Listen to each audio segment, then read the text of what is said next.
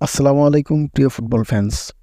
দরজায় করা নাড়ছে 2024-25 champions league.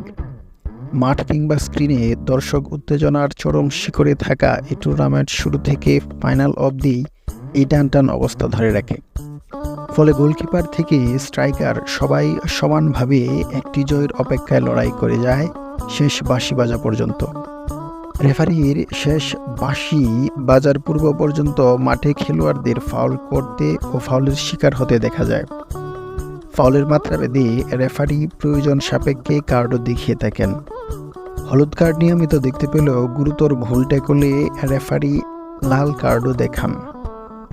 Champions লিগের ইতিহাসে সর্বোচ্চ লাল কার্ড পাওয়া 5টি ক্লাব নিয়েই মাস্টার ক্লাসের আজকের আয়োজন। নাম্বার 5, তালিকায় 5-এ থাকা ইতালির club inter Milan champions league জিতেছে 3বার।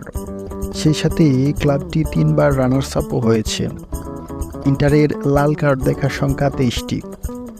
নাম্বার 4 নম্বরে থাকা দলটি চ্যাম্পিয়ন্স লিগের সবথেকে সফল দল।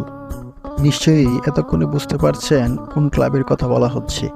বিশ্বসেরা এই স্প্যানিশ ক্লাবটির রয়েছে সর্বোচ্চ 15টি শিরোপা। 15টি শিরোপা জিততে রিয়াল মাদ্রিদকে লাল কার্ড দেখতে হয়েছে 24টি। নম্বর 3, পর্তুগিজ ক্লাব এফসি পোর্তো এর অবস্থান 3-এ। পর্তুগিজ এই ক্লাবটি চ্যাম্পিয়ন্স লিগ জিতেছে 2বার।